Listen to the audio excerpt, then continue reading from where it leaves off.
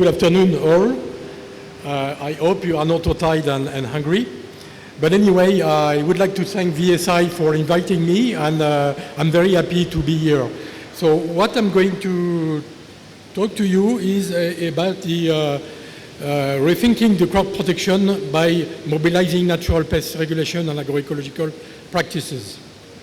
So first of all, as a general context, the cane burning at harvest decreased, but still a common practice in a number of southern countries, for example, Africa, and there are the huge impact on soil, warming and biodiversity. The chemical treatments remain widely used with adverse effect, as you know, on the humans and biodiversity. Fertilizer remain chemically based. Nitrogen doses are often over-applied. I will tell you about that in several countries, and this change the pest pressure. The water usage in silent countries is also a big issue with intensive pumping for irrigation, dries off water streams and affect biodiversity. And the last is the recycling of byproducts, and agricultural wastes are slowly progressing in developing countries. Also, the general context of the pest status, world trade, climate change, simplification and intensification cropping systems increase the risk for pest and disease, incursion and outbreaks. There is no exception with sugarcane. It's grown in many countries worldwide and hosts more than 1,500 insects and 80 diseases. This emphasizes the vital role, as we explained just now, of biosecurity in pest management. The expansion of sugarcane areas for biofuel and other production can change also the pest status. Also, there is a true fact for agronomy practices. If it's not applied properly, this can drive to a shift in pest pressure and dynamics. This is the main pest of sugarcane, as you know, and so we have on the left side the stem borer, like Kylo, Sesamia, Schiapophaga. Armyworms, we talked about Spodoptera, Metimna. The white grubs, it's also a big problem in certain countries. Sap-sucking insects, we talked about Perkensiella saccharicida, which is a transmitter of the Fiji disease. Aphids, some aphids like Menaliphis saccari and Sipha flava, and also the scale insects. What about the stem borers? We know that, for example, Kylo, Eldana, Diatura in Brazil, the damage losses are reducing the cane growth. They reduce the stem diameter at point of entry, shorten the internodes, and we can get the lower damage with economic losses, like economic losses in terms of biomass, sucrose quality, etc. Another example in Africa, just recently, is the invasion of the yellow sugarcane aphid, Sipha flava, which is a key pest now in Africa, particularly in Tanzania, as it is shown here, and it causes a lot of problem with high-level colony. Integrated pest management can really be a solution, but it has to be with questioning what leads to damage and crop losses. For example, we can detect the pest problems, apply technology, for example, a solution to control the problem. So you apply insecticides, GMO, resistant varieties, biopesticide, SIT, or there is another way, is to detect the pest problem and investigate the cause of infestation. This is very complicated because you need to come back to the agricultural practices, soils, ecosystem services, biotic stresses, and finally redesign your cropping system. This is to show you different agronomic practices that are likely to change the pest pressure. For example, you have the use of susceptible varieties, over application of nitrogen. We're going to talk about that. The silicon deficiency in terms of soils. The monoculture and vegetation clearance lead to biodiversity loss as well, lack of beneficials. Water stress, for example, is another factor. Misuse or overuse of pesticides, I told you. And there is another factor, which is the burning of fields at harvest. Practices that are able to favor the impact of nitrogen. I have to insist on that because, for example, fertilizers are over-applied in many countries. This is true for nitrogen, 150 to 250 sometimes in certain African countries. For example, in South Africa, there is a positive correlation between nitrogen inputs and the infestation by borer, Eldana saccharina.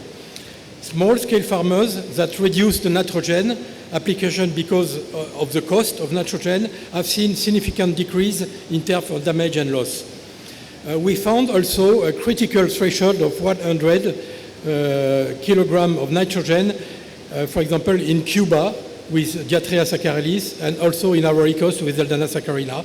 And there is a trade-off between fertilizer inputs to increase productivity and associated increased losses of pests. This is just quickly an example of the infestation and level we can get, and you can see the different classes of nitrogen applied, and you see the increase in terms of stock damage by Eldana saccharina, and you have a threshold between 100 and 120. So there is a possible threshold, and the nitrogen applied was significantly higher in commercial growers that applied more nitrogen than small-scale growers. Nitrogen have been reduced since then in most sugar areas in South Africa. Another impact is in Côte d'Ivoire, in Ivory Coast. As you can see, we did an experiment with different doses of nitrogen, and you can see that the internal board is just increased with the level of kilogram of nitrogen bring to the soil. Another factor important is the silicon in the soil. What impact on borer population? For example, in South Africa, I take this example because I spend a lot of time in South Africa. 60% of soils in South Africa are sandy, acidic soils, typically SE deficient. Sugarcane, as you know, is a good accumulator of SE like maize and rice. Silicon reduces transpiration rate and conductance from stomata of leaves, and there is a positive effect of silicon in more apparent SE accumulating plants under various abiotic, for example, stall stress, droughts, and biotic stresses. In general, silicon significantly reduces larval performance in borer damage in sugarcane. And we have a result from South Africa, from Chad, and Indonesia. And this is an example in South Africa, for example, that we tested the silicon on borer damage, and we saw the difference between untreated and treated with 10 tons per hectare of silicon. The same in Panama. I had a PhD student working in Panama on Diatria tabanella, and we saw a reduction in terms of damage when we applied a silicon treatment compared to the control. And one interesting fact is the difference between the head of the mandibles of the larvae, the state of mandibles. If you applied nitrogen, you will see a sort of wear of mandible. The state of mandible will change a lot compared to a state of mandibles if you have non-applied any silicon. So silicon acts like a physical barrier along the stalks, preventing from borer from penetration. Another important fact is the cane burning of sugarcane. This practice before harvest has a huge impact on the environment, as you know, biodiversity, and we have to explain that to the farmers and the industry via field discussion groups. For example, in Réunion, where I worked for 10 years, the ban of cane burning in high infested area has reduced borer damage by 50%. Which is very important because if you stop burning, you will see the beneficial insect coming and control the borer. This is just quickly an example. There is a lot of spiders in the soil crawling, and with the burning, you will destroy everything very quickly. Vegetation clearance as well has a major impact on ecological services like natural pest control, pest regulation by parasitoids like Trichogramma, Kotgire, entomopathogenic fungus, predation by ants, by spider, different kinds of predator. What solution? We currently at CIRAD test some innovative cropping systems for resource and biodiversity preservation in collaboration with farmers without pesticides. So it preserves water, it increases organic matter and carbon storage in the soils, control pests and weeds by installing what we call the push-pull system, repel and push, attract and kill, and attract predators in different systems. So you can mix sugarcane with different companion plants. We call that companion plants, which could be at the edge, in the middle, etc. So it's Canavalia, Mucuna, Arachis, Crotalaria, etc. So we can dream about this type of things that I saw in Vietnam, helping farmers in restoring functional biodiversity in and around sugarcane fields by planting flowers, shrub, grasses, companion plants, etc. This is very interesting because this plant, Tithonia diversifolia, which is the Mexican sunflowers, attract a lot of parasitoids and predators that are able to control aphids, stem borers, etc. And in this case, for example, in Tanzania, we have a project to promote beneficial arthropods for the control of yellow sugarcane aphids. And we've got different rock beetle, spiders, ladybugs, 61%, very important predator of aphids, the cirf, long-legged flies, etc. Now, just to finish my talk, I think I'm on time. The new tools for farmers to work with, to guide them for better crop management. We talked about that already, but we can use equipped drones for infrared camera to measure the local temperatures and health of cropping systems, for example, and detect the crop stress that can be linked to pest damage as well. This is important for us.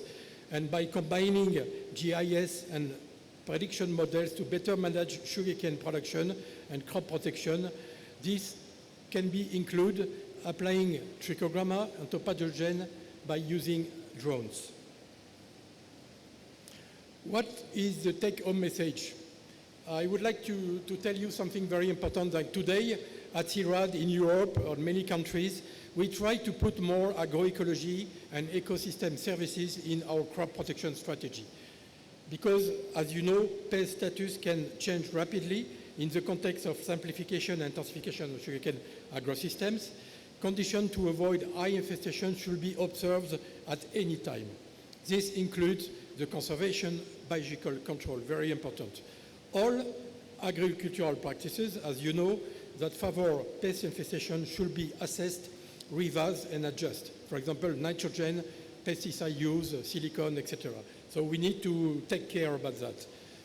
Another very important topic is the habitat management and plant diversification. I talked about, told you about the push-pull, the trap crops, the companion plants, etc., should be used to attract natural enemies and other beneficial to increase pest control. And we have some good success about that. Agroecological practices should be conducted in full collaboration with farmers, sure, of course, and all stakeholders, which includes training, demonstration plots, practical field schools. And I would like to thank you very much for listening. And this is a photo taken at VSI, not very far from here. The sugarcane, I saw these flowers along the sugarcane field, very interesting.